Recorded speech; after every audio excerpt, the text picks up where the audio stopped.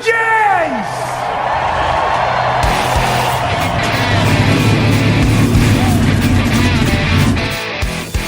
Pick the pace car! What for? Because you hit every other damn thing out there, I want you to be perfect! When I'm driving, I got a guy on the radio who talks to me. It's him. He talks to me. Well, I wanna be a race car driver.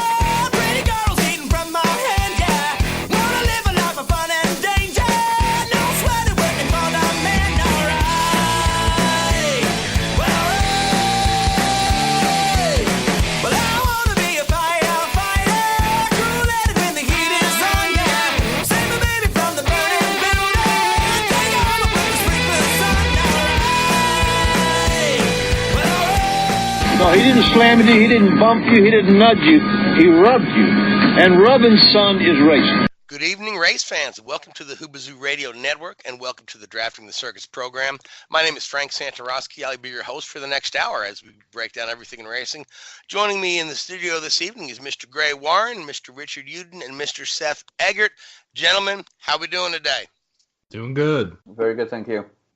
Pretty good weekend of racing behind us there. We had Kyle Busch setting a milestone win, taking his 200th NASCAR win at Auto Club Speedway, and we will have a healthy discussion about that a little later on in the show, about how and where that puts him in the annals of history.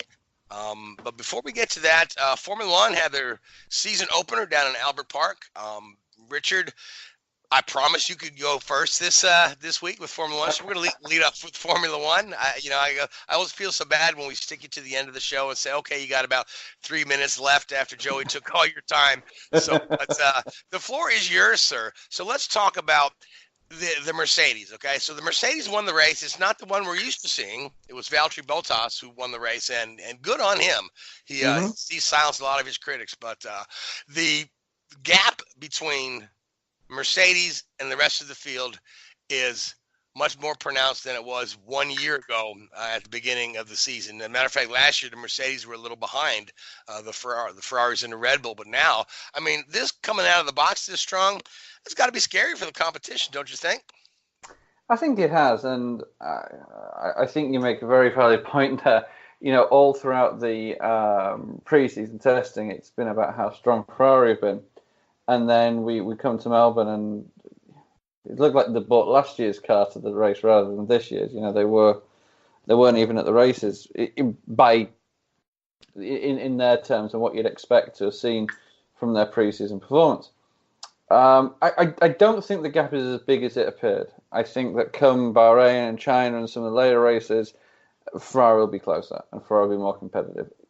You just have to think that it was a fundamental setup flaw or an issue that Ferrari maybe just didn't get their head around and understand. What you have to remember is that all the pre-season testing is at one track with one setup, with one aero configuration. So while teams will try out different aero configurations in Barcelona, they will never get a real feel for how they'll work when it comes to the specific track that the aero configuration is designed for. So it's a little bit of a, it's like, a long-distance runner only ever training over 100-meter sprints. You get an idea of who's, fast, but it doesn't always give you a true reflection. So I think Ferrari will come back stronger. There's no doubt that Mercedes are very, very strong, stronger than we expected. But if you look at the gaps between the teams throughout the weekend, they were all pretty much where you expected them to be relative to Mercedes, apart from Ferrari. The gap between Mercedes and Red Bull was what we'd seen during pre-season testing. And then what they'd seen between, the Mercedes and the Renault and the Haas and the McLarens, the other cars. So it was just the Ferrari that were really out of place, which I think maybe has sort of skewed the results a little bit. But again, also, as you quite rightly mentioned as well, what a drive by Valtteri Bottas. I mean, did everything he was asked and more. He wasn't asked to get the fastest lap, and he did. But you look at, he made a fantastic start, which is something the guy's always been very, very good at. He's one of the best starters out there, and got the jump on Hamilton earlier in off the line there, and just kept that gap. Now, if you've been reading some of the media and the internet, of course, yes, Hamilton lost 2 inches of bodywork, which apparently cost him 30 seconds over the course of the race. Now, whatever. I don't believe that for 1 minute. I think it's Mercedes trying to cover Hamilton's ego, to put it bluntly. Hamilton was beaten. Honestly, Hamilton was beaten. There's no two ways about it. Honestly, Hamilton rarely starts out the season strong. He usually takes a couple races to kind of get in the groove, and then once he does, he becomes unbeatable and rips off like 5, 6 in a row. So, but do you think there was something a little bit different about this one? In the past, when he started slowly, there's been this air of apathy about him. I didn't really see that this weekend. He had that. He was beaten. He was genuinely beaten. I can't remember the last time he was beaten by a teammate at the start of the year. Maybe beaten by other cars and other manufacturers, which is also a team issue. But I'm sure he has been at some point. But I'm sure Rosberg, maybe gave him a good run at a couple of the Australian Grand Prix over the years. But this is the first time that I can think that he was actually hands down beaten. And 20 seconds in Formula One in 2019 is a lifetime.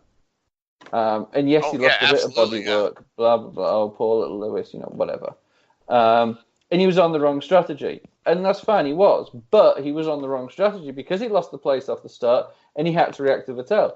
If he'd got ahead of Bottas at the start or stayed ahead, then Bottas would have had to pit early to cover Vettel and probably had a poor race and everybody would be saying how poor, Bottas was. But he backed himself into that corner by not making a good start, and it shows how critical it is. The qualifying and the start of the race, how critical it is to the overall result. So, I think huge credit has got to go to Bottas. Huge credit, because he went up. He had a rough year last year. He could have won 3 or 4 races, and didn't through his own bad luck or team tactics or whatever you want to call it. And the guy is under pressure. There's no two ways about it. Unless he performs to the highest of standards this year, and you're talking about potentially championship winning standards, Esteban Ocon's in that car. No two ways about it. And we've seen in the past that Mercedes will not resort to team orders, to make sure Hamilton gets that 5th, because look at Rosberg's crown from just a few years back. And he won that one fair and square, and quickly walked away from the sport. So I mean, the ball is in Valtteri's court. He just needs to perform now. But what a great start to the season! I'm sure his ego has boosted his where he felt kind of kicked down and last year, and a lot of folks were putting him down, and just all these confidence robbing statements coming his way. For him to come through and start the year like this, it's going to be a great season between those two teammates. Mm-hmm. Oh, without a doubt. And it's interesting, the sort of the dynamic there and how the team will react, because again, and we've talked about this on the show countless times. The big teams, to a certain extent, Ferrari, I'm going to use Ferrari, Red Bull, Mercedes, and McLaren to a certain extent, have this conveyor belt of young drivers. And we've seen them, come through the Max Verstappen's, the Sebastian Vettels, the Charles Leclerc recently. These teams are under pressure to put their kids in the top car. That's their job. That's the reason for doing it. So, with Ocon, there's no doubt he is a fantastically talented driver, and he has to get a Mercedes seat next year. In reality, where is he? If he doesn't, what does that say about their junior series? You look at, Red Bull's a prime example. You could name half a dozen guys that have been through there that never got a drive in a Red Bull that probably deserve it. Jean-Eric Vergne, Jaime Alguersuari, Sebastian Buemi, all have gone on post Toro Rosso and had leading careers in other series, winning careers.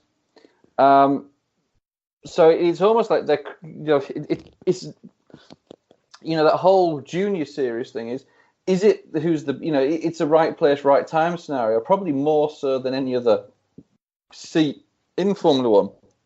So, you've also seen other guys come through, Pascal Wehrlein just disappeared.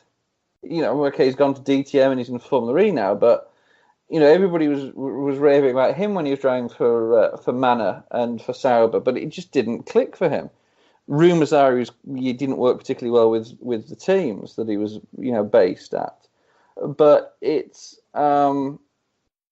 there's a lot of pressure on them to do something with Ocon and to do something big because he deserves a seat. There's some guys out there maybe not deserve a seat right now. He definitely does. And they've got George Russell as well, who's been loaned out to Williams. Now, there was a strong possibility for a long time that you'd have George Russell and Esteban Ocon in a Williams, but whether Mercedes thought it was better to keep Ocon, close at hand than loan him out, I don't know. But if Valtteri steps up and has this sort of year that, say he pulls a Rosberg, from those 2016 and goes out and wins a championship, what do Mercedes do?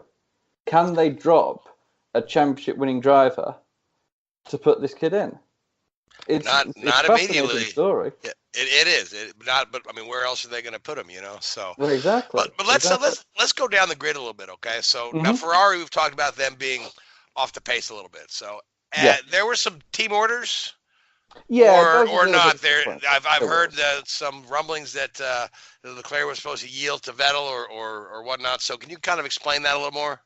Well, what we saw. Obviously at the start of the race, both Ferraris were out of position from where they expected to be post preseason testing, and early in the race, Ferrari gambled. Basically, they short stopped. Vettel tried to get the undercut on Hamilton, or at least put pressure on Hamilton and force him to make a mistake. And traditionally, Mercedes haven't been quite as good as time management as Ferrari, so maybe they're trying to force Mercedes and force Hamilton into a mistake. But what that did was that put Vettel on the back foot. And he lost a position to Max Verstappen, lost third place to Verstappen. So he was running fourth for a long period of the race. And Leclerc was on a more conventional strategy, which resulted in him having far fresher tyres towards the end of the race. And from between 20 to go and 10 to go, Leclerc was a second a lap faster than Vettel, and then got to 2 or 3 seconds back and just, held position. So the knee-jerk reaction was, Ferrari are, favouring Vettel straight away and all this sort of stuff. And publicly, they have said that they will do that if the circumstances arise. However, the only reason Vettel was in that position was because they had to react to a strategy, and the team put Vettel on a balanced strategy. So Ferrari defending themselves by saying, well, look, if we'd put Vettel on a conventional strategy, we would never have had this issue. But we put this, Vettel in that position, so we didn't feel that it was fair to, reduce Vettel's points haul because of a strategic decision we made as a team. I can see that standpoint. You can almost use that and rationalize it. Yeah, I mean the average fan is going to call BS, but of course, what are you going to do? Now, speaking of the average fan, there's a lot. I've told you all I love to torture myself by reading social media comments, but the overwhelming thing I keep reading is that Vettel is done. He's washed up. Get him out of there. Send him with Alonso. Do the Indy 500. He's gone. He's got nothing left. Do you subscribe to that, or is that just bitter fans? Because I think the guy's still pretty darn good. I think what we're seeing is that what's the best way to phrase this? I think what it does highlight is actually how good the Red Bull car was in the early 2010s, where he won those 4 world championships. Because he was up against, when Mark Webber left, he was up against Daniel Ricciardo. Daniel Ricciardo beat him in that first year. He went to Ferrari, and pace-wise was pretty level pegging with Kimi Räikkönen through there. Now, if Charles Leclerc comes along and beats him and is pushing him hard, then it probably, I don't want to say tarnishes Vettel's reputation, but certainly drops it down a peg or two. You don't have that big 3 that you had a few years ago of, Hamilton, Vettel, and Alonso. For a long period of time, that's what everybody thought was with the top 3. You may start to see yourself in a position where you have Hamilton out there by himself now, with Alonso having moved on. I certainly don't think Alonso's reputation as a raw speed was ever damaged by the unsuccessful spells he had at McLaren, but it was certainly potentially, there is harm to Vettel's reputation if he is pushed by Leclerc as such a young driver. It'll be interesting to see what happens there. Vettel's obviously got a fight on his hands, and he's going to have to raise his game. Absolutely. Yep. Would you see him if Ferrari were obviously putting their faith in Leclerc as the future? Would you see a situation like you saw at Red Bull in 15, I think it was, where Vettel jumped ship straight away? Well, we saw the same sort of thing at Red Bull this past season, where they want to put all their faith in Verstappen, and while Ricciardo's still winning races, they sort of, I don't want to say they pushed him out of the team, but they provided him an environment that made him feel unwelcome and look elsewhere. And this is all for the world to see on the new Netflix documentary, Drive to Survive. It's quite interesting to watch. That's a show I wanted to actually mention tonight. Really, that it's a fantastic series, and it shows a new side of Formula One that I don't think has ever been seen before. I mean, Gunther Steiner obviously has Tourette's. I don't think I've ever heard anybody swear so much on the pit box. And in all fairness, it's understandable at times. But you look at the whole dynamic and chemistry of that Red Bull team from last year. No matter what, I mean, Christian Horner's a snake. I'm sorry. He really is. There is no two ways about it. That team has put the money and put their backing into Max Verstappen. No two ways about it. And he could say, "Oh, we want to keep Daniel. Blah, when can he? Daniel's and he's a fantastic driver." Probably the only reason they wanted to keep him is because they knew that if he left, he'd be a benefit to another rival team. Not because they genuinely wanted him, or they genuinely felt that he was the guy to deliver them the next World Championship post Vettel. They just, I don't know. You just got that. Now, of course, you've got to be very careful with how these shows are edited. And, the indication of how, of what the producers want the public to see. But you got the very, very strong opinion that all of their eggs were in Verstappen's basket.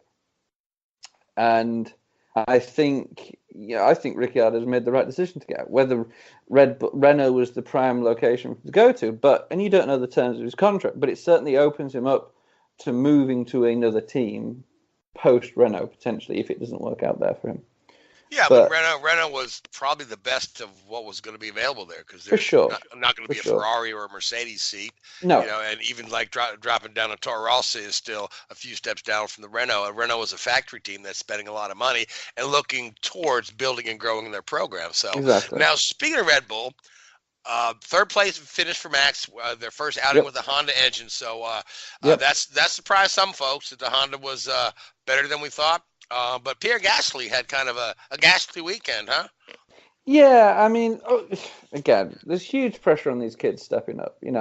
From the junior team up to the senior to a bigger seat, and some guys just click, others don't. And if they, you look at all the new guys I'm trying to think of from this last weekend that were either guys like Lando Norris or George Russell beating arguably more experienced teammates in over the weekend, or Gasly struggling against Verstappen, and Lance Stroll, outperforming Sergio Perez there. I thought Stroll had a good weekend, honestly. Yeah, no, he finished. He started towards the back, finished in the points.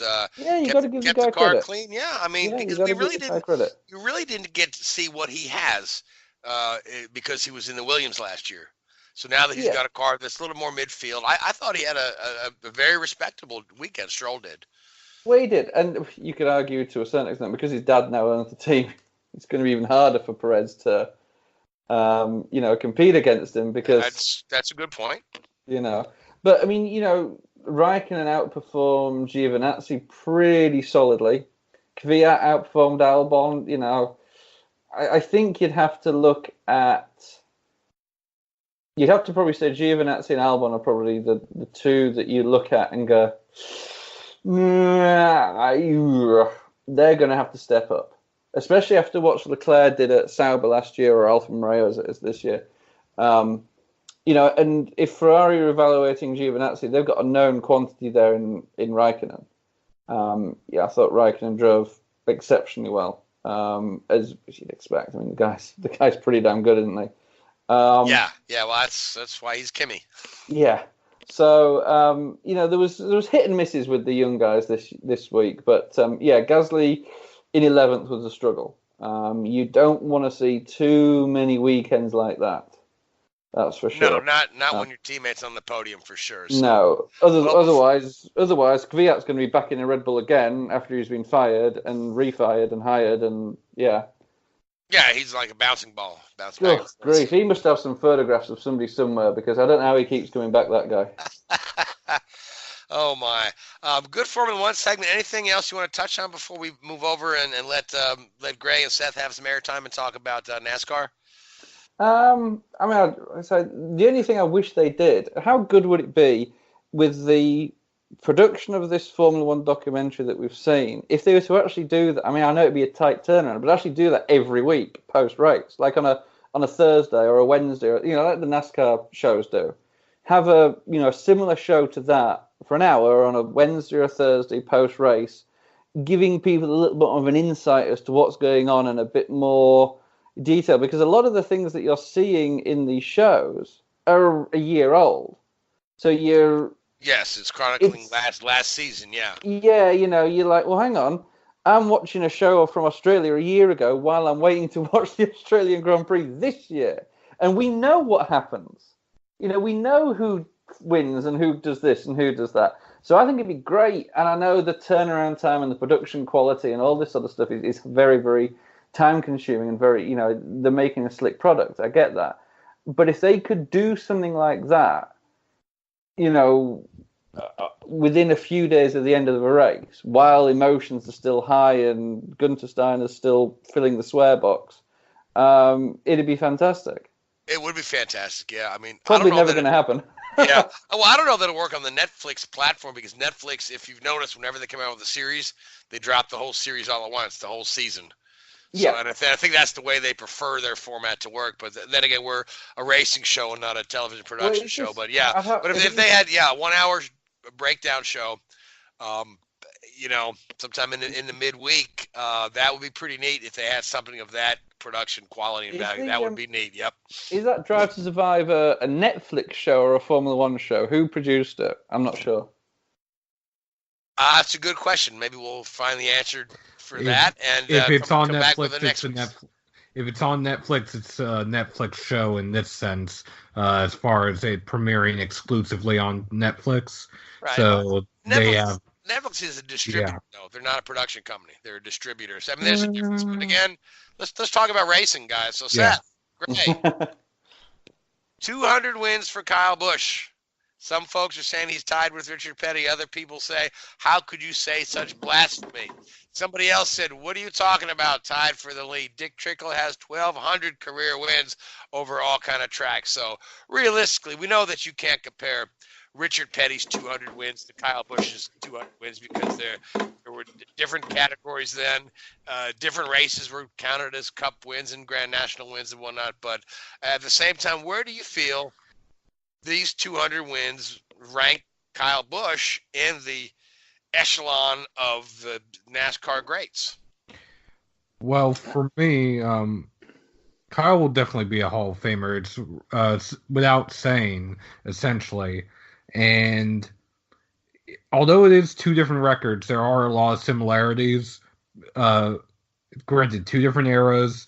The competition level, to a certain point, much different back then than it is now.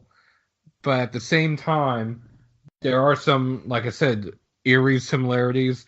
Both Kyle and Richard had to wait for their first win. Kyle because of age restriction. Richard because his father Lee Petty had protested his first win and actually got overturned. So And the both honestly got their first win, at least one of their first major wins, at the same location they got their most recent major win. For Kyle, his first Cup win came at Fontana. His last Cup win came at Fontana. Richard, some of the races he's most known for are the Daytona 500s that he won. The first one came in '64. His final win came in 1984 in the Firecracker 400. So there are some differences, but overall, it's going to be a record we'll look back at, just like Richard's to a certain degree. Now, is there anybody close? Anybody close with those type numbers? Because I know Kyle tends to run a lot more truck races. He did when it was allowed. He ran a lot more than any of the other guys would. Kevin Harvick just reached 100 last year, but after his run-in with Ross Chastain in the Xfinity Series race last year, Kevin has said that he's done running the lower series, at least Xfinity and truck. Otherwise, unless you want to combine the one win that Jimmy Johnson has with all of his Cup wins, there's no one relatively close. Okay. Now, Gray, I want you to weigh in on this because you were watching the sport when Richard Petty was setting his record, and watching the sport now as Kyle Busch is making his mark. So, how do you feel the two compare? Both feats are remarkable, and you can't. And they happened in two different eras, two different times. Circumstances were a lot different in each. Richard gained all his wins in the Premier Series in NASCAR. Kyle has got his 200 wins over the now 3 Premier Series in NASCAR. Obviously, people are going to say what they want, but I'm tell you what, winning races is hard no matter what series you're in. And a lot goes on to do it, both on and off the track. Putting the sponsors together, fielding the team, and you got hats off to what Kyle Busch has done. He's probably the hardest working man in the sport today, for all that he does. I think him winning 200, of course, 90 some in the Xfinity Series and 50 some respectively in both Cup and Truck Series.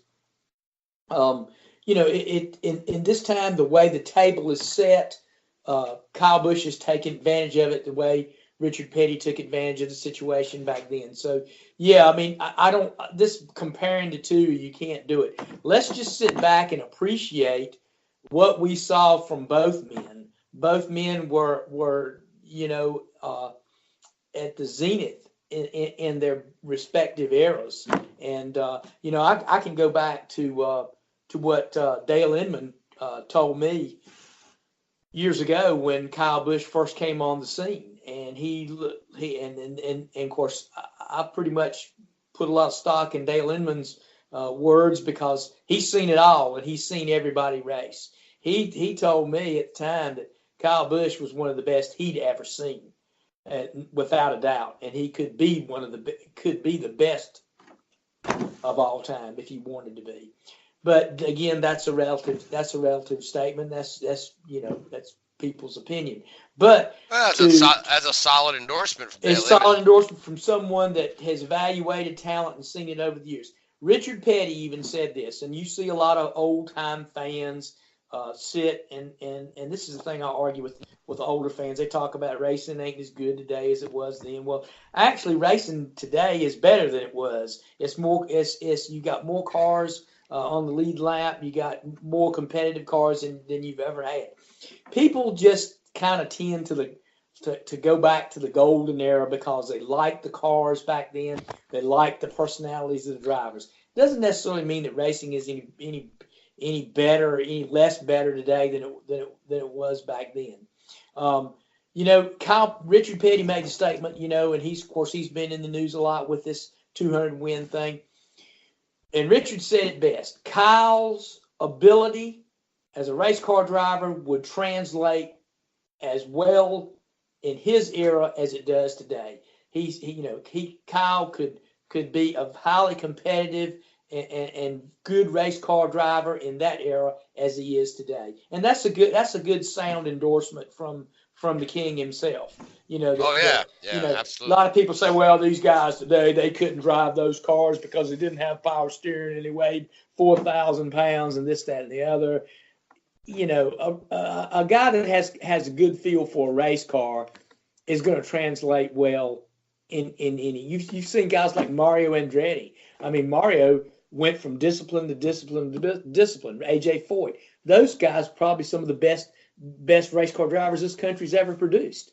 And it's just guys who get it are going to be good in anything. I have no doubt that if Kyle Busch decided to, probably a little bit too old now, he's in his early 30s, but if he chosen earlier, I seriously doubt it was not a discipline that he could not have mastered, in American motorsports, for sure. And like I said, I think it's a great accomplishment. I think we're treated every time we see Kyle Busch get behind the wheel and race, and no matter what he's running in. Obviously, sometimes you see when he races in the Truck Series and in the Xfinity Series why he is so good, because he shows you what the difference is between the guys that race on Saturday and the guys that race on Sunday. And he's at the top of his game right now. And I think, fans, whether you like him or hate him, just sit back and enjoy what you're seeing. You're seeing history made. And he's an incredible talent, no doubt about it. Good points, Gray. Oh, yeah, that was good. Seth, you have a couple comments before we move on and start talking about the race itself? Yes. Going back to what Gray literally just said, yes, there is a difference between the guys that race on Sunday versus Saturday. However, if you look back through Kyle's 93 Xfinity wins, about 70 of them, he was racing against other Cup drivers. Mm-hmm. So the comparison isn't nearly as dramatic. Granted, not the entire field, but there is a portion of the field. Portion of the field. Yeah, he was racing a guy. He was racing Logano and Keselowski and Harvick and those guys who made forays into Busch too. But it still shows you the talent level, because what's his winning percentage in I saw it the other day. He's won 10%, right at 10% of his Cup starts, and obviously his Xfinity and Truck Series are much higher. One of them is ranked 20. In the Truck Series, he's won over 1/3 of the races that he has entered. Right, and I mean, and here's another thing too about that too. Obviously, Kyle Busch is not racing to pad his bank account in the Xfinity Series and the Truck Series. Here's a guy that loves to race. He wants to be in.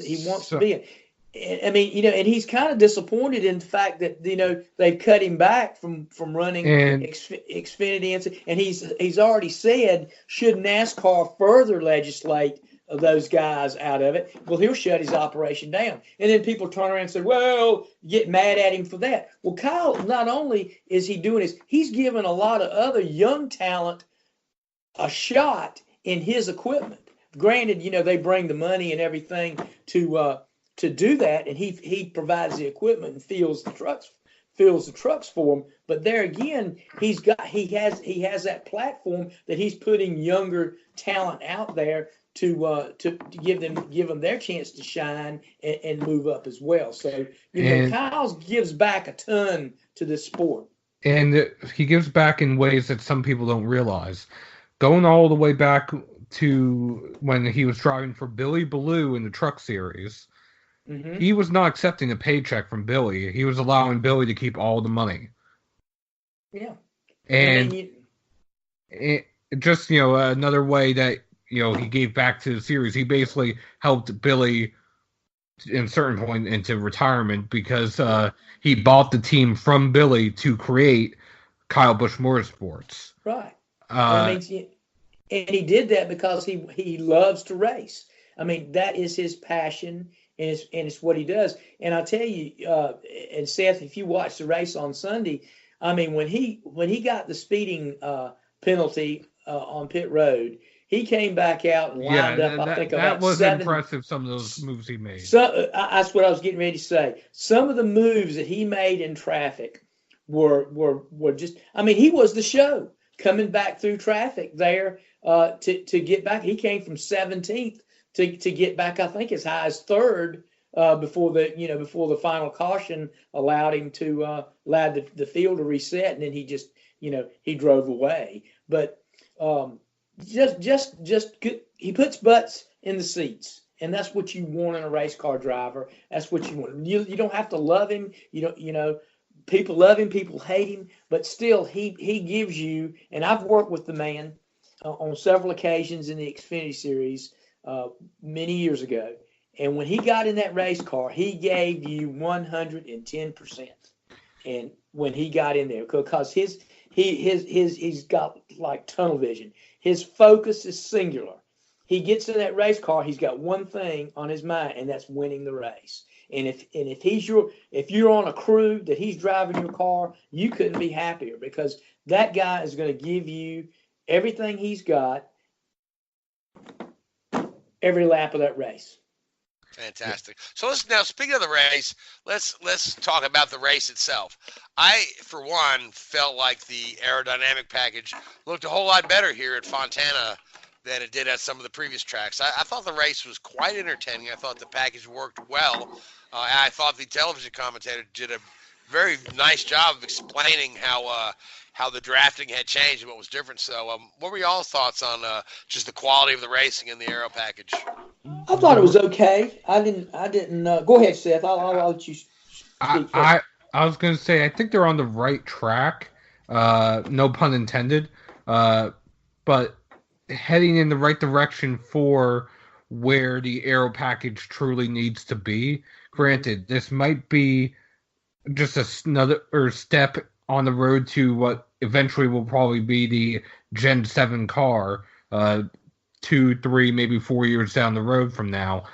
That being said, there are still some tweaks that they have to work out. Mm-hmm. And again, some of those tweaks might just be because we didn't actually know what to expect. And we had people, again, we talked about this before, drivers, team owners, other people in the media saying we're going to expect A, B, and C, and we don't get any of that. Yeah. And I think it's all good points, and I think too it's still a work in progress. I think one of the things that we see, I think the far as the aerodynamic package, they're headed in the right direction. I think what they need to tweak, to work with this package a little bit, is work with the tapered spacer. We have two different spacers that we use at the bigger tracks and another one at the smaller tracks. I think if these cars had a little bit more throttle response, maybe just a little bit more horsepower to go with the high downforce, we probably would see maybe a little bit better racing, a few more passes and whatnot, because this particular race at Fontana, a 2-mile track, took on some characteristics of an Xfinity race in that it was a momentum style race. I believe if the cars had a little bit more throttle response, and that's something they could maybe tweak, in conjunction with this aero package they got, work with this tapered spacer that they're using to kind of dial the whole concept in a little bit. But like I said, it is an improvement. You got to give NASCAR credit. They're trying to do it. The one thing I did not like, and of course it gives you a little bit of insight into what I'm talking about, what the drafting and the momentum deal, was the debacle with qualifying. And I'll let Seth expound on that a little bit. But, that was a situation where everybody sat on pit road and nobody made it back to the line in time to start the last lap. So therefore, no one recorded a time in the third and final qualifying setup. So it reverted back to speeds in the second round, which Austin Dillon had the fastest lap. So he ended up sitting on the pole. And I think NASCAR was a little upset with that. They were. They're gonna Scott Miller. The fans, the few that were there, were quite upset. Well, Scott Miller said that they're gonna amend that procedure a little bit too. But they are not going back to single car qualifying now. But I think they'll come up with something where you've got to. To me, here's what needs to be done. You have to go out. You have to go out in the first 2 minutes of each segment. You have to lay down a qualifying time within the first 2 minutes of a segment. That will cover all three qualifying segments, and you are required to go out. Now that gives that the reason I say that you go out in the first 2 minutes is that should you want to go out again, that would leave time in most qualifying segments to go out and make a second lap if you so desired. So to me, that would be the easiest thing. If you do not go out within the first 2 minutes of a qualifying session, you forfeit that session and you start at the tail end of whatever that segment would be. That's my fix for it, but I don't know what NASCAR will do. Well, if you did that though, realistically, Gray, the last session is what, 5 minutes? Yeah. So everyone would they wait to those 2 minutes? They'd all go out at the 2 minutes there. It doesn't matter. Then they would get the laps in. What we saw this past weekend was just, I'm sorry for lack of a better word, it was stupid. How do you miss time that you don't know how long it takes to get around the track? Well, here's the deal. They didn't mistime it. What happened was. What happened was Austin Dillon, who was fastest in round 2, positioned himself in front of the group. So as everybody left at the correct time, he slowed down, then he would speed back up. Then he would slow back down. Blaney realized and shot ahead of him. Blaney missed the line by 1 second. Mm-hmm. So the RCR plan was... Are you saying this was a little bit of intentional? Cat and mouse, yeah. It's a cat and mouse game, and here's the deal. They that's why they all sat on pit road, because they wanted to get out and get in a draft and that kind of thing. Listen, these guys are the best in the business. They figure this stuff out in the first few minutes of a practice session. They know what they have to do, and then it's monkey see, monkey do, and they all sat there, and we're going to do it. You can't fault the drivers for doing it, because they were doing what they thought was best, and within the rules they were right in that. Now, did they violate, or if you want to use that term, the spirit of the thing? Yeah, maybe they did, but still, their job is to get the best situation they can get, and they played that cat and mouse game, and it bit them. That's why I say, if you go revert to this segment, and every car in every segment has to go out within the first 2 minutes, you could do the first 3-4 minutes in the first segments because they're longer. But at least when you get to that last segment, which is 5 minutes long, you have got to lay down a time within the first 2 minutes. That way, if you decide to come in and put on you can't put on tires, but go back out and try to do it. You do have a chance to improve, but generally you won't have anybody do that because obviously you're going to start in the top 12 anyway. The last, but still you hold their feet to the fire and make them have to go out within a certain period of time and lay down a lap. Now, the only other thing I could think of is they always say that nobody wants to be the first car out. I guess you could draw straws and have somebody be the sacrificial lamb and say you have to go first. In the second round, they had a similar thing go on, except people actually made it to the line. Mm-hmm. But Kurt Busch, thinking that and his team, thinking that people weren't going to make it to the line, they gambled. He went out by himself, ended up qualifying 21st. Yeah. So it is a hit and miss game. And I will say this is not the first time this has happened. Granted, it's the first time in the Cup Series that everyone didn't make it. It happened in the Truck Series back at Atlanta, I think in 2015. Mm-hmm. And after that, they went to the rapid fire single truck qualifying at tracks that are 1.5 mile or greater.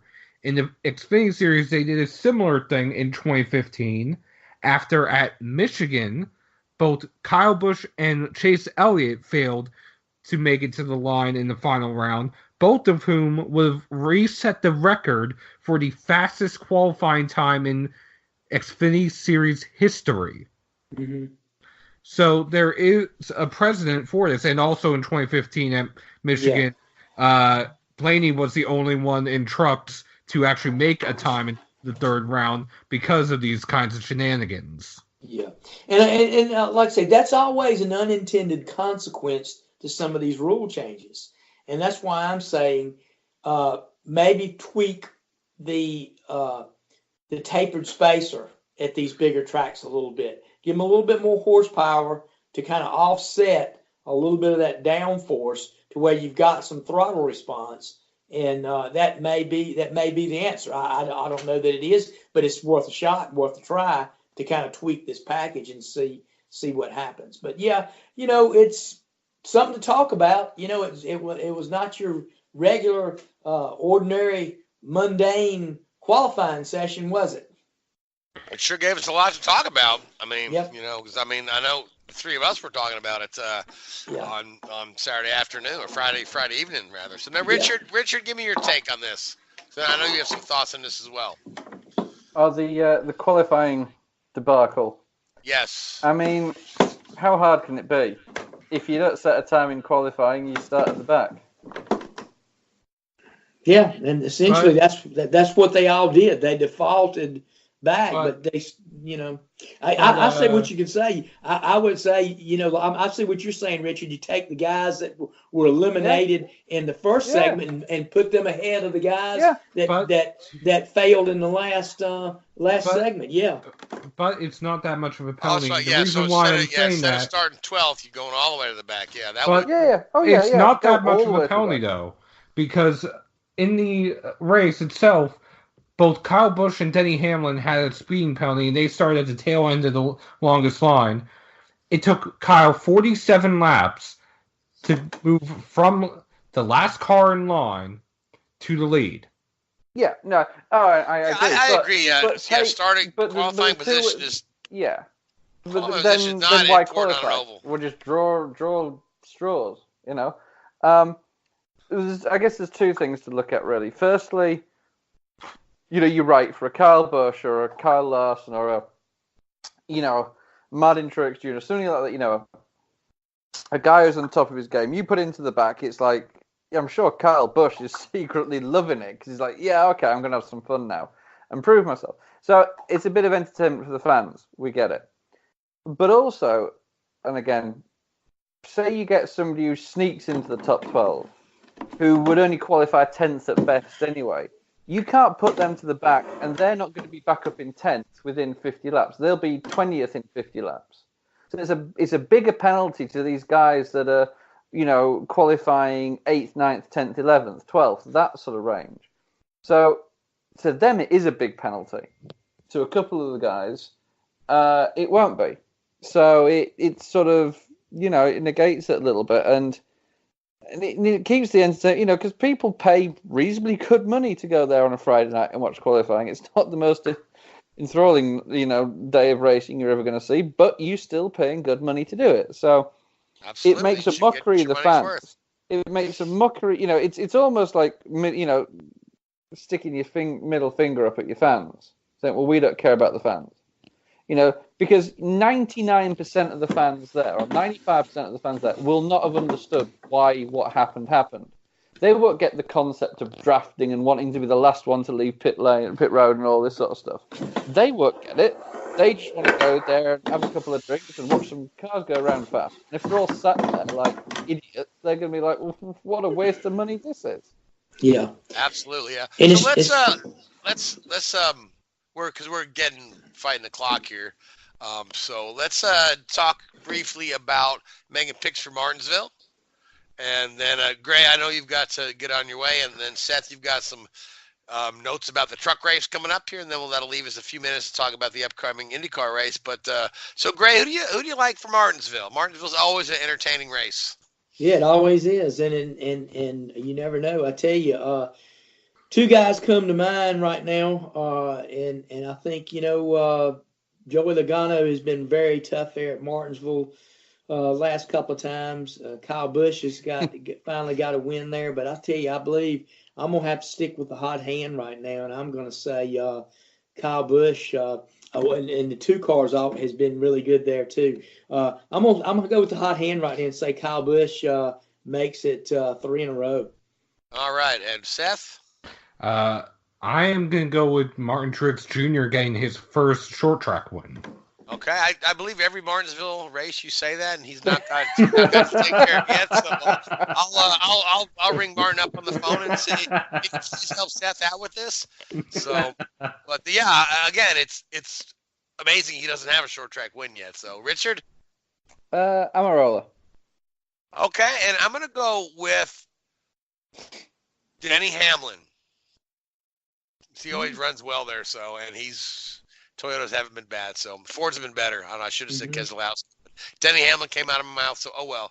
But now, Seth, so the trucks have a big weekend at Martinsville. We've got a large field and a lot of rookies, right? Yes, we have 39 entries, and 14 of them are rookies. There's so many rookies. NASCAR is actually having a rookie-only practice session on Friday. Wow. It's the first time, to my knowledge, that they have done this in almost a decade, if not a little longer. You have 4 drivers making their NASCAR Truck Series debut, and the other 10 are either making their second start or are running for Rookie of the Year this year. You have Juan Manuel Gonzalez running for Jennifer Joe Cobb, Tony Marakovich running for his own team, Daniel Sasnet running for Josh Rayome, and you have Rafael Lessard running for Kyle Busch, all making their debut this weekend. So a lot of new faces. So this actually bodes well for the series to have a lot of new faces in. Realistically, that you're 2 rungs down from Cup when you're running trucks there. So, what kind of race do you anticipate with 39 trucks on the short oval with a lot of new? Well, there's 39 entries, but only 32 will make it. The field is only 32. That being said, depending on who makes it, you have a couple of Cup drivers in the field: Austin Dillon, Bubba Wallace, and Kyle Busch. It's going to be an interesting race. Mainly because you're going to have such a diverse group between drivers who are still learning their craft, especially at a tough track like Martinsville. You're going to have veterans. Honestly, the last time I remember seeing this diverse of a group, we had somewhat of a carnage-filled race at Martinsville. I believe that was the race that a mallet went flying at Kevin Harvick's truck from Ty Dillon's team. That sounds familiar, yep. Whether or not it comes to that, I don't know. But I wouldn't be surprised to see some sparks flying. Yeah, and this is one of these races here that, one of these short track races that a lot of guys circle because they're trying to get their approval to go further in the truck series. So on how they do it, of course, they'll be under a lot of eyes this weekend to see how they handle traffic and things like that too, to see, because some of these guys don't qualify to run on some of the bigger tracks. So this is sort of a stepping stone race for these young kids. And I actually have 2 examples of that. You have Derek Krause, who's going to be running for Bill McAnally, and you have Tyler Ankrum running for David Gilliland. Ankrum just turned 18, so he's running the rest of the season. Mm-hmm. However, although he won the K&N Pro Championship in the East Division last year, he still needs approval to run the 1.5-mile tracks and the Super Speedway later on Right. this year. Derek Kraus, although he's only running 4 races, this will give him approval to run Dover, which if he runs Dover will give him approval later in the year to run Vegas. Yeah.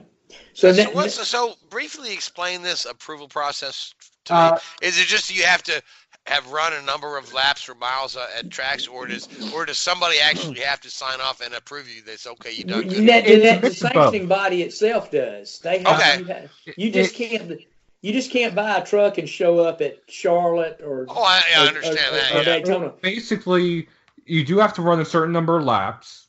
The sanctioning body will go to your peers, the other competitors, and I believe Brett Bodine is the one who signs off on whether or not you're approved. Right.